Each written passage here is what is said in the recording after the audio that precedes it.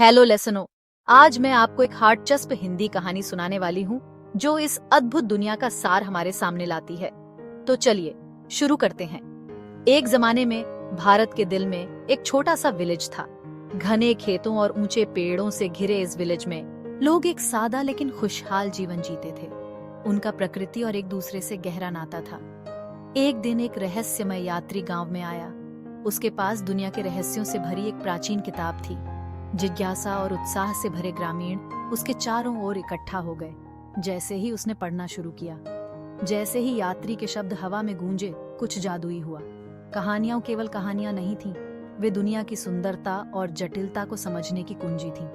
हर कहानी अपने साथ एक सबक लेकर आई, दया, बहादुरी, बुद्धि और सम्मान के बारे में।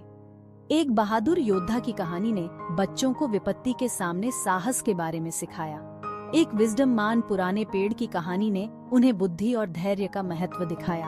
उनके खेतों को पोषण देने वाली नदी की एक दिल को छू लेने वाली कहानी ने उन्हें कृतज्ञता और पृथ्वी को वापस देने के बारे में सिखाया। ये कहानियां हालांकि सरल थीं, लेकिन शक्तिशाली थीं। उन्होंने गांव को सीखने और ज्ञान की जगह में बदल दिया। बच्चों और वयस्कों ने अपनी दुनिया को नई निगाहों से देखा, जीवन के चमत्कारों और सभी चीजों के परस्पर संबंध की सराहना की। जैसे ही सूरज पहाड़ियों के पीछे छिप गया, यात्री ने अपनी किताब बंद कर दी। उन्होंने विलेजर्सों को याद हटाया कि हर व्यक्ति, हर प्राणी और प्रकृति के हर तत्व की एक कहानी सुनाने लायक है, एक सबक सीखने लायक है। वापस लौटने के वादे के साथ वह चला गया, कहानियों की विरासत को पीछे छोड़ गया जो पीढ़ियों तक विलेज को प्रेरित करती रही। और वह, मेरे दोस्तों, कहानियों का जादू है।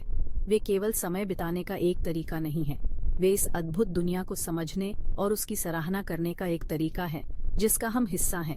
तो अगली बार जब आप कोई कहानी सुने तो ध्यान से सुने। यह दुनिया को देखने के आपके तरीके को बदल सकता है।